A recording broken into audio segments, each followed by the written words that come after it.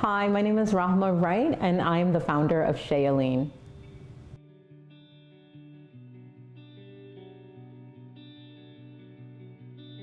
So I launched Yeleen in 2012. Initially, I started a nonprofit organization in 2005, and then I did a pivot in 2012 where Yeleen creates natural, pure, organic shea butter products, ethically sourcing from women-owned shea butter cooperatives in northern Ghana.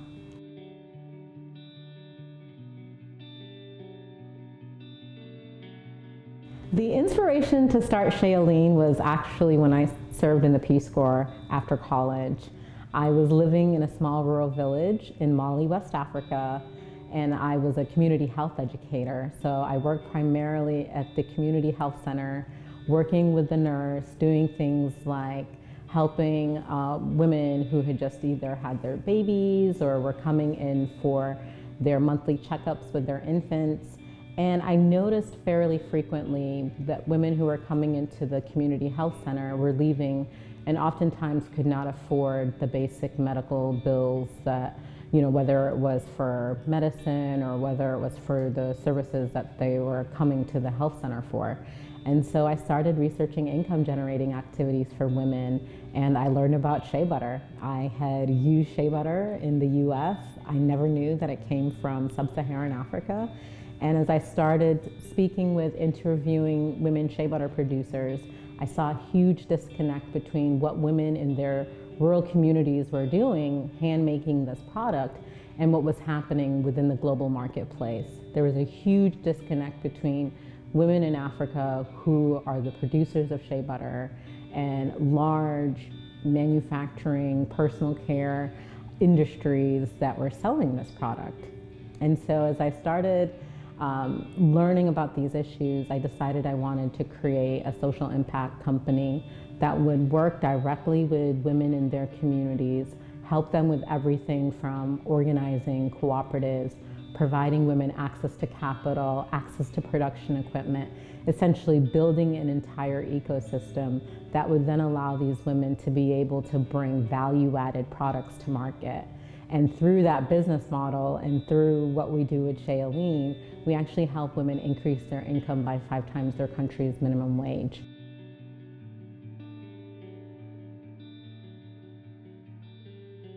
The Yeleen customer is an individual that really cares about not only the products that they put on their skin and hair in terms of the ability to use pure natural ingredients, utilizing products that are toxic free, as close to plant-based as possible. That's their priority. That's what they're looking for.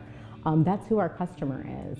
And not only do they care about what they're putting on their bodies, they also care about how that product is made. And so the fact that we're ethically sourcing, the fact that we're hand making, the fact that we're being so intentional about the ingredients that we use is because that's what our customer wants.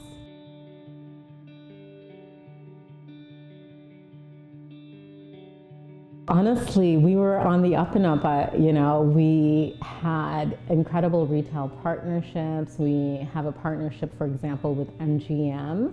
They use our products in their spa treatments. And we were also running a retail location at Washington National Airport, not only on behalf of Yeleen, but also local DC makers as well. And so things were going very well.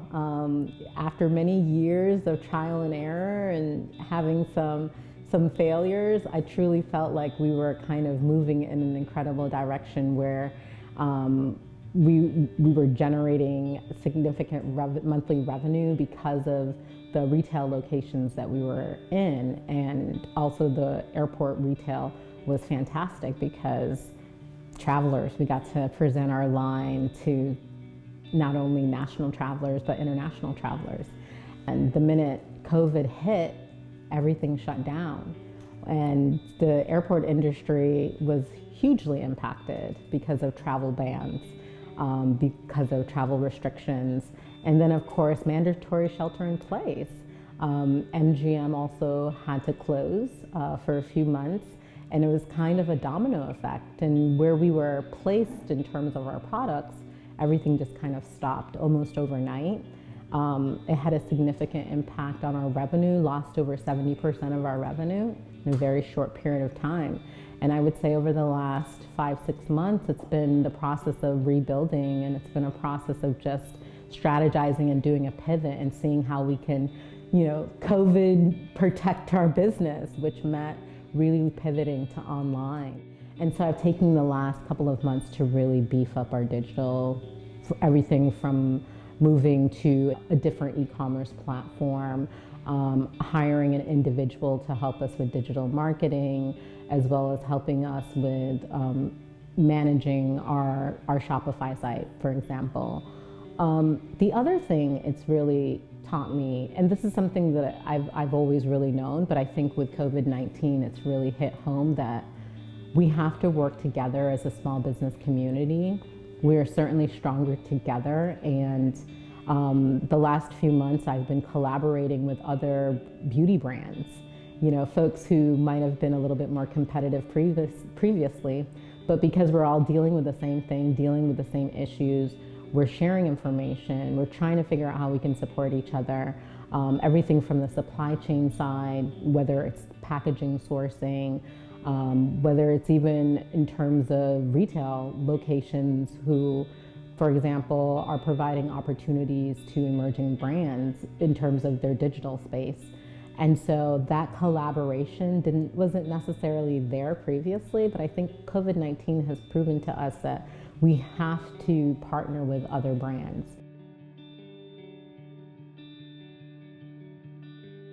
So the Pop-Up Collaborative was an idea I had in 2018 to bring women and minority-owned businesses together in the DC area who create products.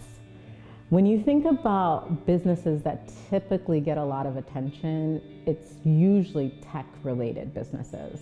There are not a lot of resources for consumer packaged goods. And I was having my own struggles and challenges getting my products out there. And so I thought to myself, I'm sure I'm not the only one. It was only supposed to be a short-term thing. It was only supposed to be the holiday season for 2018.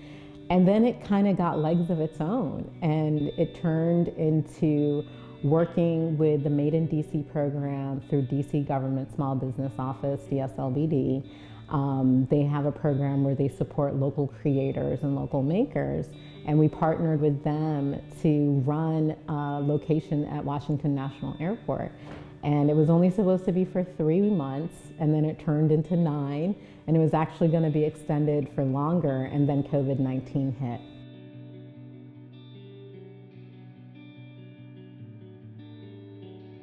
This is our second year at the Downtown Holiday Market, and we are featuring roughly 20 brands, all DC brands who make products locally. Everything from home goods, candle makers, jewelry makers, body care products, apparel.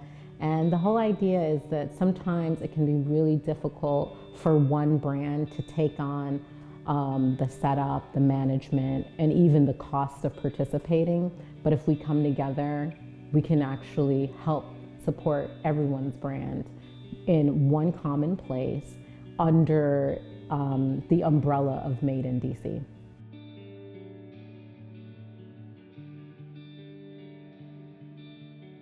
Participating in the market this year, I was a little nervous because of COVID-19. I didn't know what it would be like interacting with customers, for example. But I have to give it up to Mike and his team, as well as the Downtown Bid.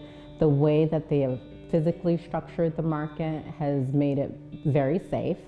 And also the temperature, everything from the temperature checks to even allow people to enter, and having a very clear pathway in terms of how people can walk through the market. I think they did an amazing job being very intentional and prioritizing safety. It's me running the market, and then I have 2 part-time staff members, and we have not had any issues. It's actually been a really positive experience.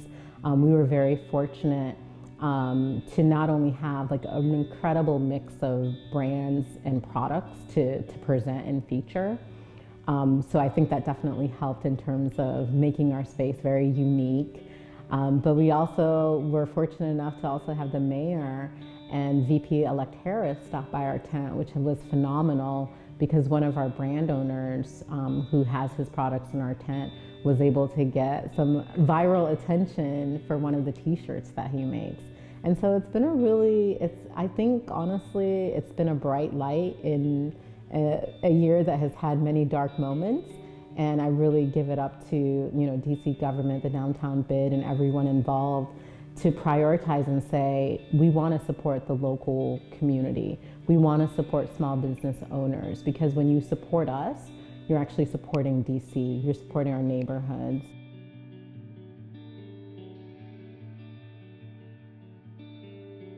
I grew up in a very small rural town in upstate New York. I went to school outside of Rochester, also a very small town, rural area. And my senior year of college, I interned at the State Department. And it was my first time living in a city. I mean, I went to high school in a town where there were no stoplights, just to tell you how small it was. And so DC was the first city I lived in, and I think that after I did the Peace Corps, I felt like I could go back to DC because I really enjoyed the few months I spent in undergrad when I was an intern. And it's home for me now. I've been here since '05, and I can't imagine living anywhere else. And part of the charm of DC for me is, even though it's a city, it still feels like a town. I also like the history behind, the government, the White House, the Capitol. It's just a city that I fell in love with in undergrad, and I knew that I would move here after my Peace Corps experience.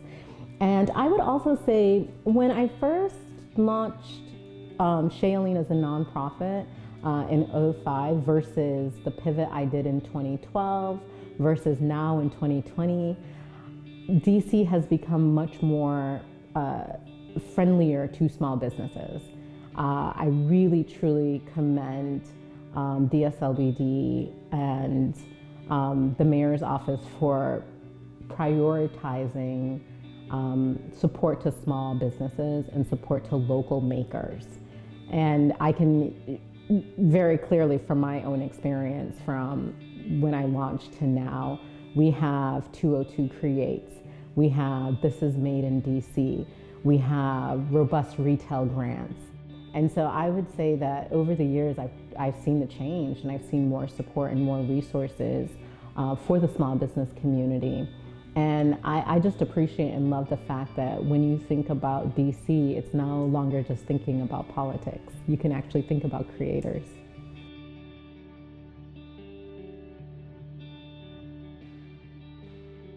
My 3 top Yeleen products, that's a really hard one. I mean, that's like asking a mom who's her favorite child. I think that's really unfair.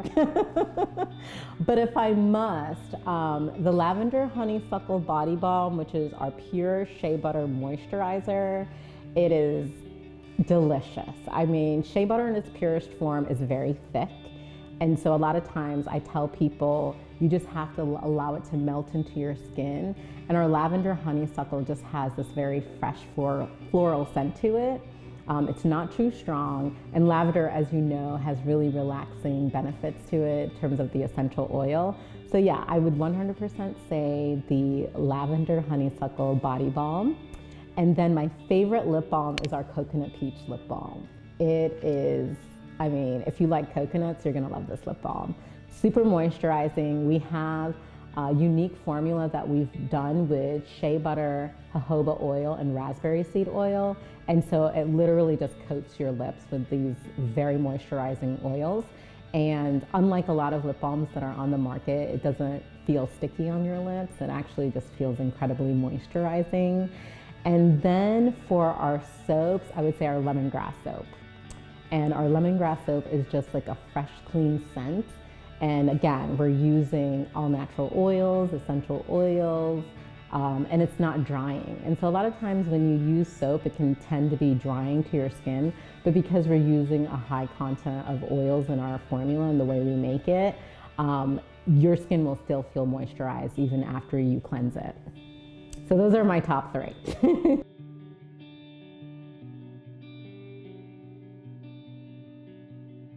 Year-round, of course, you can find it on our website, shealeen.com, and we actually now have a storefront location at the DC Wharf that we're very excited about. And so we are going to be there for the near future, so you can check us out there. And then I have some really exciting news for 2021. We'll be doing a rollout with Macy's. And so super excited to share that. And it's been a rough 2020, and so to be able to see growth in 2021 is really exciting.